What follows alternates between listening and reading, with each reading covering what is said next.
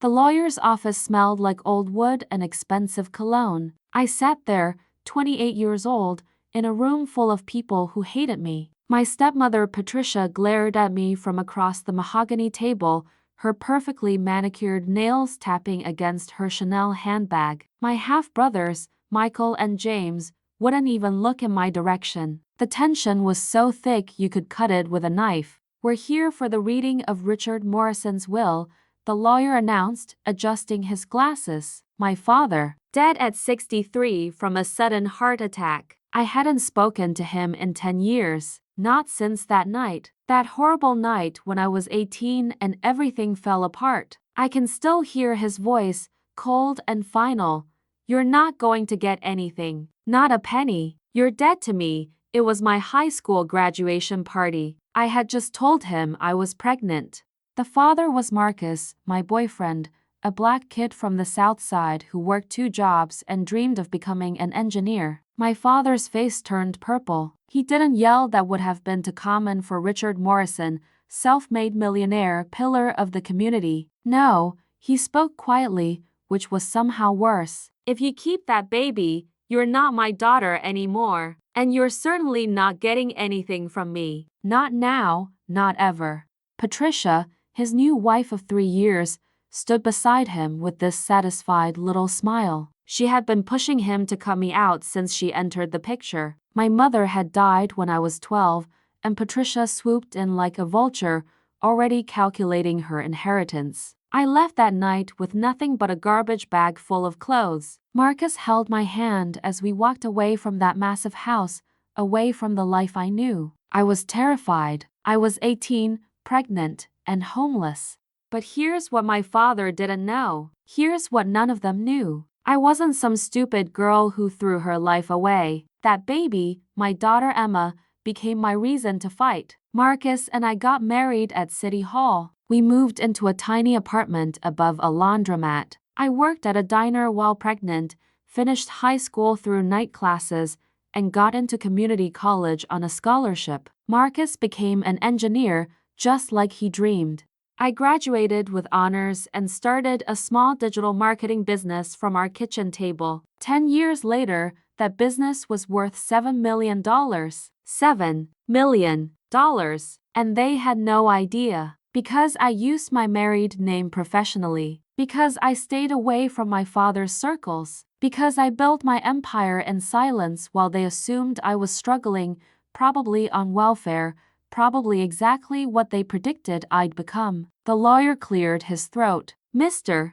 Morrison's estate is valued at approximately $42 million, including properties, investments, and business holdings." Patricia sat up straighter. Michael and James exchanged greedy looks. "The distribution is as follows," the lawyer continued, and I watched Patricia's face carefully. This was going to be good. "To my wife, Patricia Morrison, I leave the house in Scottsdale and $1 million. Patricia gasped. $1 million? That's it. What about the rest? "To my sons Michael and James, I leave $500,000 each, and the vacation property in Aspen to be shared." "What?" Michael jumped up. "That's insane. Where's the rest going?" The lawyer looked directly at me, and I saw the ghost of a smile on his face. "The remainder of the estate, approximately $38 million, including all business holdings, investment portfolios, and the primary residence in Manhattan, goes to my daughter, Sarah Morrison Chen, and my granddaughter, Emma Chen." The room exploded. Patricia screamed. Actually screamed. Michael started cursing. James looked like he might have a heart attack, just like our father. But me? I sat there perfectly calm, perfectly still, watching my father's second family realize they'd been played. Because here's the thing they didn't know about Richard Morrison. Yes, he cut me off that night. Yes, he said I'd get nothing. Yes, he threw me out. But 3 years ago, something changed. 3 years ago, I received a letter. Not an email, not a text, but an actual letter on expensive cream stationery with my father's business letterhead. I almost threw it away without opening it. Marcus found me in our home office, staring at the envelope like it might explode. "You don't have to read it," he said, his hand on my shoulder. "We don't need anything from him, but curiosity won." I opened it. The letter was short, written in my father's precise handwriting. "Sarah, I need to see you. It's important. Please come to my office next Tuesday at p.m. Come alone." Dad, I hadn't heard from him in 7 years at that point. Emma was 7 years old, brilliant and beautiful. She asked about her grandfather sometimes, and I never knew what to say. How do you explain to a child that her grandfather didn't want her to exist? I almost didn't go, but something in the tone of that letter made me curious. It wasn't demanding. It wasn't cold. It almost sounded desperate. So I went. His office was on the 45th floor of a downtown high-rise, all glass and steel and expensive art on the walls. His secretary looked surprised when I gave my name. "Oh," she said, her eyes widening. "Oh, yes, he's been expecting you. Go right in." My father looked old. That was my first thought when I walked into his office. He was only 60 then, but he looked 70. His hair had gone completely gray, and there were deep lines around his eyes that I didn't remember. He stood up when he saw me, and for a long moment, we just stared at each other. "You came," he said finally. "Your letter said it was important. Sit, please." I sat in one of his fancy leather chairs and waited. I wasn't going to make this easy for him. "I have cancer," he said abruptly. "Stage 3, pancreatic. They give me 2 to 5 years, maybe less." I should have felt something. Sadness, maybe. Fear, but I felt nothing. Just cold emptiness. "I'm sorry," I said, "because that's what you're supposed to say." "I deserved that," he said, and his voice cracked. "The coldness in your voice." "I deserve worse. Why am I here?" I asked. He walked to the window, looked out over the city. "Patricia doesn't know I'm sick. The boys don't know. I haven't told anyone except my doctor and my lawyer. Okay, I've been having you investigated for the past 6 months," he continued. "Don't be angry. I had to know what happened to you. What kind of life you built." My blood ran cold. "You what?" "I know about your business. I know it's worth $7 million. I know Marcus is a senior engineer at Patterson Tech. I know Emma gets straight A's and plays violin. I know you live in a 4-bedroom house in Riverside and drive a Tesla. I know everything." I stood up. "You had no right. I know I had no right." He turned to face me, and I saw tears in his eyes. My father crying. I'd never seen that before. "I had no right to throw you out. No right to abandon you. No right to miss the first 7 years of my granddaughter's life. I had no right to any of it, Sarah. And I'm sorry. I'm so goddamn sorry." I stood there, frozen, not knowing what to say or feel. "I was wrong," he continued, "about everything. About Marcus. About you. About what kind of life you could build. You proved me wrong in every possible way. You're more successful than I was at your age. You built something real, something good, and I threw you away like you were nothing." "Yes," I said quietly. "You did. Patricia is a mistake," he said. "I married her because I was lonely after your mother died, and she was beautiful and available. But she's not a good person. She's been pushing me to cut you from the will since before we got married. The boys, they're spoiled, entitled. I did that to them. I gave them everything and taught them nothing. Why are you telling me this?" "Because I'm dying, and I want to make it right. I want to change my will. I want to leave everything to you and Emma." I actually laughed. It came out harsh and bitter. "Now you want to give me something? Now? When you're dying and you need to feel better about yourself?" "It's not about feeling better," he said. "It's about doing what's right. You're my daughter. Emma is my granddaughter. You're my blood, and you're the only one who's worth anything." "I don't want your money," I said. "I know. That's exactly why you should have it." We talked for 2 more hours that day. He told me about his regrets, about how Patricia had poisoned his mind those first years, about how pride and stubbornness kept him from reaching out sooner. He showed me pictures he'd collected, photos of me and Emma that his investigator had taken from a distance. It should have creeped me out, but instead, it just made me sad. I want to meet her, he said finally. Emma, my granddaughter. Before I die, that's when I should have said no. Should have protected my daughter from the man who rejected her before she was born. But I didn't. I introduced Emma to her grandfather 3 weeks later. We met at a park, neutral territory. I told her the truth, as much as an 7-year-old could understand, that Grandpa Richard had made mistakes, but he wanted to fix them now. My father brought a teddy bear. It was awkward and sweet and heartbreaking all at once. He sat on the park bench and Emma, cautious at first, eventually warmed up to him. She told him about school, about her violin lessons, about her best friend Sophie. He listened like every word was precious. She has your mother's eyes, he told me later, and your smile. After that, we met every Saturday, just for an hour or two. Marcus was skeptical, protective, but he trusted my judgment. Just be careful, he warned. Don't let him hurt her the way he hurt you. But my father was different with Emma. Gentle, patient, present in a way he'd never been with me. Maybe facing death changes people. Or maybe becoming a grandfather gave him a second chance he actually wanted to take. He came to her violin recital. He took her to the zoo. He sent her books and puzzles and handwritten notes. And slowly, very slowly, something in my heart began to thaw. Patricia found out, of course. She showed up at my house one day, furious, her face red with rage.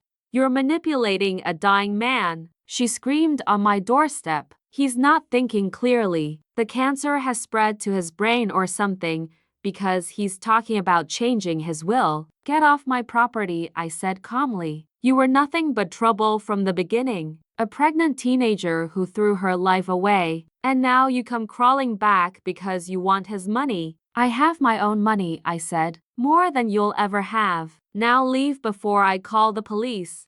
She left, but not before promising to fight me. He's not going to leave you anything, she spat. I'll make sure of it. 2 months later, my father called me to his lawyer's office. The same lawyer who was now reading his will to his furious widow. I'm changing everything, he told me that day. Patricia and the boys will get enough to be comfortable, but not enough to waste. You and Emma get the rest. Dad, I started. Don't argue with a dying man, he said with a weak smile. Let me do this. Let me do one thing right. You've been doing things right, I said softly. These past few months with Emma. That's been right. His eyes filled with tears. I wasted 10 years. 10 years I could have known her, known you, known the woman you became. We can't get those years back, I said. But we have now. We had 14 more months. 14 months of Saturday visits and family dinners and precious, painful memories being made. Marcus softened toward him. Emma loved him fiercely, and I forgave him, not all at once, not completely, but enough. He died on a Tuesday morning, Emma's 9th birthday. He'd been in hospice for 3 weeks, fading in and out. His last words to me were, "Take care of my girls. Tell Emma I love her. Tell her Grandpa Richard is proud of her." Patricia didn't let us come to the funeral. She had security guards turn us away at the church. You're not family, she told me coldly. You never were. I didn't fight her. I held Emma while she cried, confused about why we couldn't say goodbye to Grandpa Richard. We had our own memorial at the park where they first met, just us, Marcus, and a few close friends. And then came the will reading. Now, sitting in this lawyer's office, watching Patricia scream and Michael curse and James look like his world was ending, I understood something important.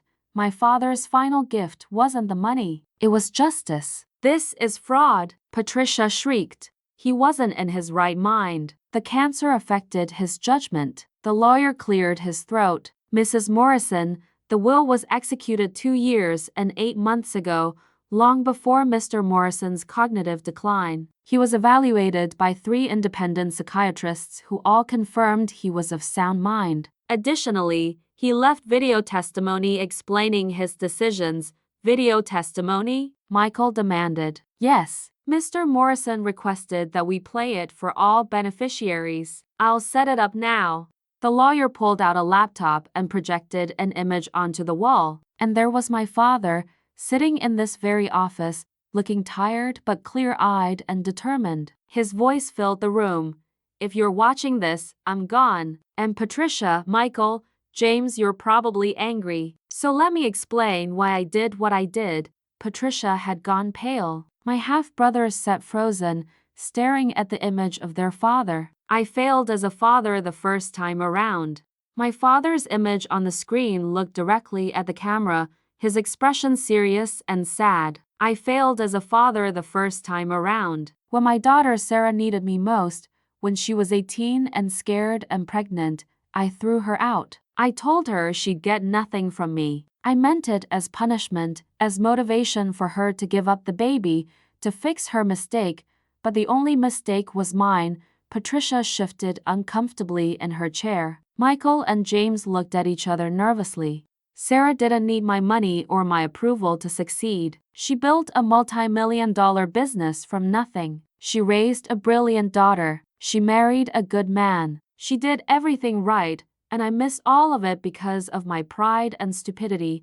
He paused, coughed, took a sip of water. "Patricia, you're getting $1 million and the Scottsdale house. That's more than fair for a marriage that was, frankly, based more on convenience than love. You know it's true.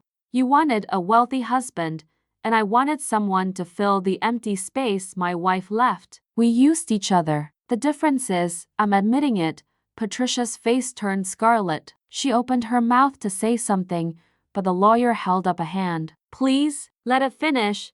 Michael, James, you're getting $500,000 each and the Aspen property. You're both in your 20s, both college educated, both capable of earning your own money. I gave you everything growing up, and it made you weak. This inheritance is enough to give you a start, but not enough to ruin you. Use it wisely." James looked genuinely shaken. Michael's jaw was clenched so tight I thought his teeth might crack. "But Sarah gets the bulk of my estate because she's the only one who earned it. Not by being born to me, not by marrying me, but by proving that she's everything I should have recognized she was. She's smart, hardworking, resilient, and kind. She let me back into her life when she had every right to slam the door in my face. She let me know my granddaughter, and those final months with Emma were the best of my life." Tears were streaming down my face now. I couldn't help it. "Sarah, if you're watching this, I'm sorry I'm not there to see what you'll do with this inheritance. I'm sorry I missed so much of your life. I'm sorry I hurt you, but I'm not sorry I came back. I'm not sorry I fought to know you again. Those last months with you and Emma were my redemption. You gave me that gift and I can never repay it." He leaned forward, his eyes intense. "To everyone in that room, Sarah doesn't need this money. She's already wealthy on her own, but she deserves it. She deserves to know that her father, flawed and foolish as he was, recognized her worth in the end. She deserves to know that she mattered more than anyone else." The video ended. The room was silent except for Patricia's harsh breathing. The lawyer closed his laptop. "There's more. Mr. Morrison also left a letter for Sarah to be delivered privately. And there are additional provisions." "What provisions?" Patricia demanded. "The $1 million and property left to Mrs. Patricia Morrison come with conditions. If she contests this will or attempts any legal action against Sarah Morrison Chen, she forfeits everything and receives only $100,000 as required by state law." Patricia's mouth fell open. "Similarly, Michael and James Morrison's inheritance is contingent on them not contesting the will. Any legal challenge results in their inheritance being reduced to $50,000 each, with the remainder going to Sarah Morrison Chen." It was a trap. A beautiful, perfect trap. My father had known exactly what kind of people Patricia and the boys were. He knew they'd want to fight, so he made it impossible for them to fight without losing everything. "You can't do this," Patricia shrieked. "This is coercion." "It's perfectly legal," the lawyer said calmly. "Mr. Morrison had every right to distribute his assets as he saw fit and to set conditions on those distributions. You have 3 options. Accept the inheritance as stated, contest it and forfeit the majority of your inheritance, or refuse it entirely. Michael stood up abruptly. This is bullshit. He was my father. He was my father too, I said quietly. It was the first time I'd spoken since the video ended. And he made his choice. You manipulated him, James shouted. You used that kid to get to him. I didn't ask for any of this, I said, my voice stronger now. I have my own money. I built my own life. When he reached out, I could have ignored him. I could have told him to go to hell, but I gave him a chance. I let him know his granddaughter. I forgave him. That's why he did this, not because I manipulated him, but because he finally saw who I really was. You don't deserve this, Patricia screamed. Maybe not, I said, standing up. But it's mine anyway. I turned to the lawyer. Is there anything else I need to sign today? Just a few documents. If you could stay for another 30 minutes? Of course. I walked past Patricia, past my half-brothers, past all their rage and disappointment, and stepped into the hallway. My phone buzzed. A text from Marcus. How did it go? I typed back. I'll tell you everything tonight. Kiss Emma for me. Another text came through immediately. Proud of you. No matter what happened in there, the lawyer's private office was quieter, more intimate than the conference room. He handed me a sealed envelope with my name written in my father's handwriting. He wrote this 3 weeks before he died, the lawyer said gently. He wanted you to read it alone. I waited until I was in my car to open it. My hands were shaking. Dear Sarah, it began. If you're reading this, then Patricia has just learned that she didn't win. I know that sounds petty, but I won't apologize for it. She never loved me. She loved my money, my status, my connections. When I got sick, she started pulling away, already planning for her life as a wealthy widow. She doesn't know I noticed, but I did. Michael and James are my sons, and I love them, but they're not good people. I see that now. I spoiled them, protected them from consequences, taught them that money could solve everything. They're lazy and entitled, and that's my fault. Maybe this inheritance will wake them up. Maybe it won't. Either way, they'll survive. But you, Sarah, you were always the strong one. Even when you were a little girl, you had this fire in you. Your mother saw it. She used to tell me, that girl is going to change the world. I was too stupid and stubborn to see it.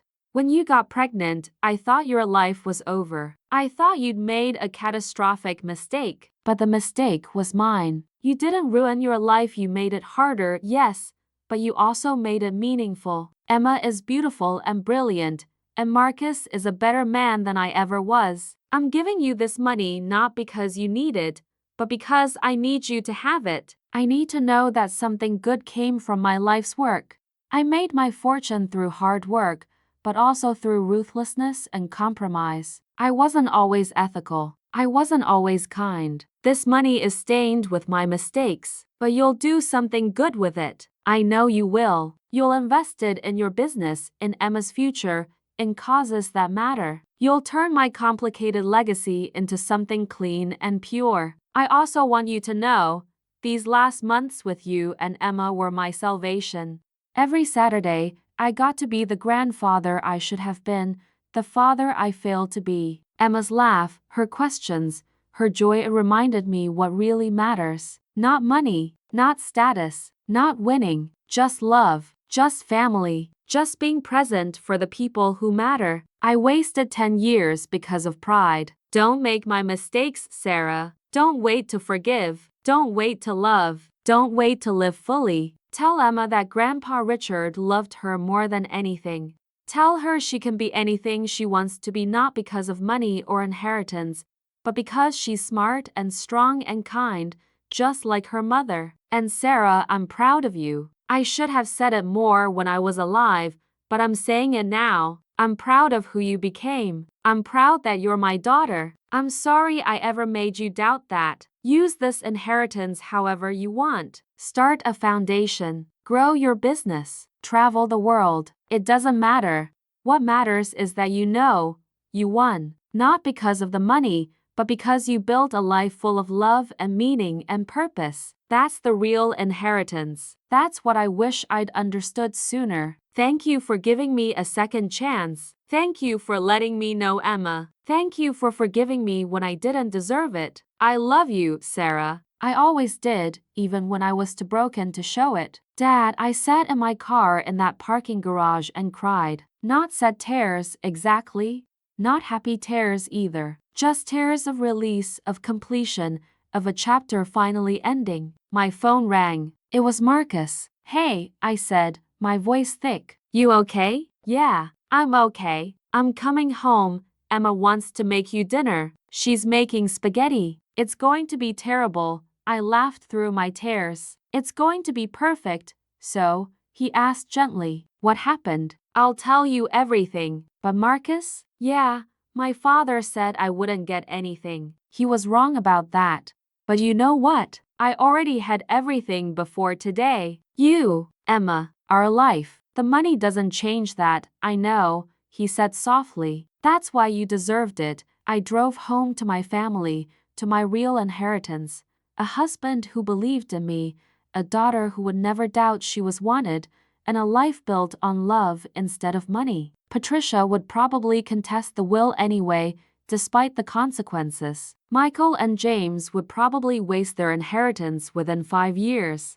The lawyers would fight, the family would fracture further, and the gossip would spread through my father's social circles. But none of that mattered. Because my father was right about one thing, I won. Not because of the money. Because I proved him wrong about everything else.